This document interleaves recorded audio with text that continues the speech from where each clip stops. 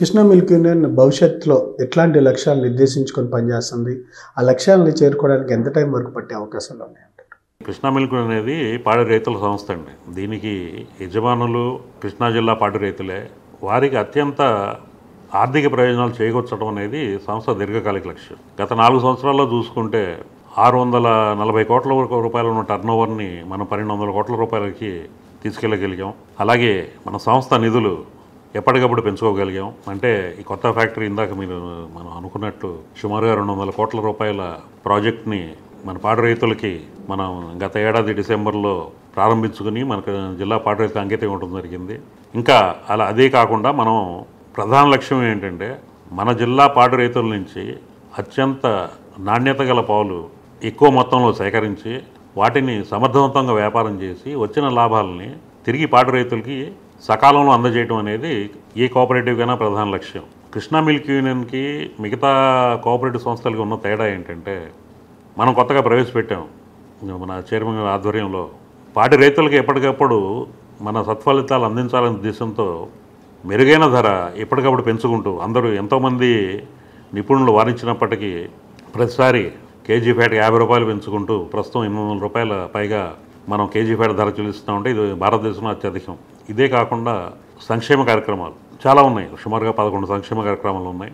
అవి చెప్పుకుంటా పోతే చాలా సమయం అవుతుంది. కాకపోతే ఉద్దేశం ఏమిటంటే కృష్ణా జిల్లా పాడి రైతుల సహకార సంస్థ కృష్ణా మిల్క్ యూనియన్లో భాగస్వాములైన కృష్ణా జిల్లా పాడి రైతులందరికీ వాడి కుటుంబాలు సర్వతోముఖాభివృద్ధి చెందాలంటే మెయిన్గా వాళ్ళని పాడి పశువు సంరక్షణ అలాగే పాడి రైతు సంరక్షణ చేయాలి.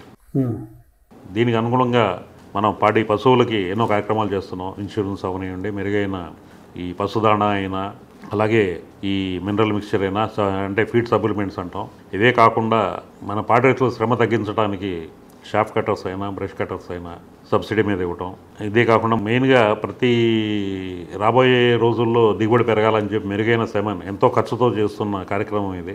దాదాపుగా సంవత్సరానికి 3-4 కోట్ల రూపాయలు ఖర్చు అవుతున్నప్పటికీ ఇంకా దిగుబడి ఎక్కువ పెరగాలి, మన సంస్థకు మన పాడి రైతుల ఆదాయం ఎక్కువ పెరగాలని ఆ కార్యక్రమం చేస్తున్నాం.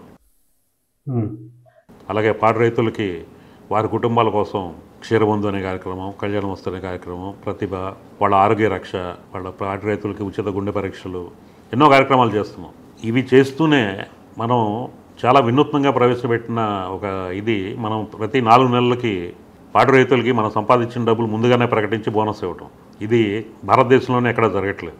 పెద్ద పెద్ద సంస్థలు, సహకార సంస్థలు కూడా ఒక సంవత్సరం తర్వాత లెక్కలు చూసుకుని దాన్ని బట్టి యాజమాన్యం నిర్ణయిస్తుంది. ఇంత బోనస్ ఇద్దాం, లీటర్కి ఇంత పైసలు ఇద్దాం, లేకపోతే ఏదో ఒకటి.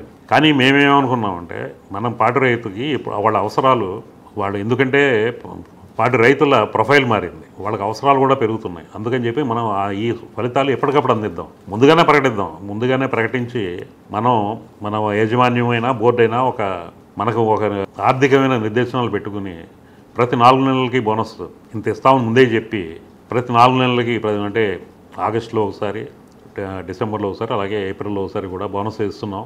ఇది చూస్తున్నాం మేము. దీనివల్ల మేము గ్రామాలు సందర్శిస్తున్నప్పుడు అర్థమవుతుంది. ఎందుకంటే పాడి రైతు మెరుగైన ధర పొందుతున్నాడు, సంక్షేమ కార్యక్రమాలు విరివిగా చేయగలుగుతున్నాం. అలాగే ఈ బోనస్ కూడా 4 నెలలకు ఒకసారి ఇవ్వడంతో వారిలో కూడా ఒక కాన్ఫిడెన్స్, ఈ పాడి రైతుల్లో కూడా ఒక నమ్మకం, ఇది మన సంస్థ, ఇది మన కోసం చేస్తున్నారు వీళ్ళందరూ అంటాం.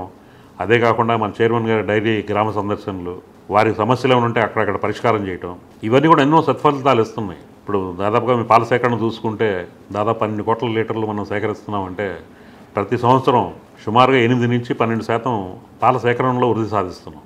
ఇది ఒక కృష్ణా మిల్క్ యూనియన్ అందరూ కలిసి చేస్తున్న ఒక మహాయజ్ఞం. మంచి ఫలితాలు సాధిస్తున్నందుకు చాలా సంతోషంగా ఉంది. ఇంకా మీరు అడిగారు ఇంకా ఏం చేద్దాం, ఇంకా మెరుగైన ధర ఇవ్వాలి పాడి రైతుకి, ఇంకా సంక్షేమ కార్యక్రమాలు ఇంకా దగ్గరికి ఇంకా మంచి చేపట్టాలి, రూపకల్పన చేయాలి, అమలుపరచాలి.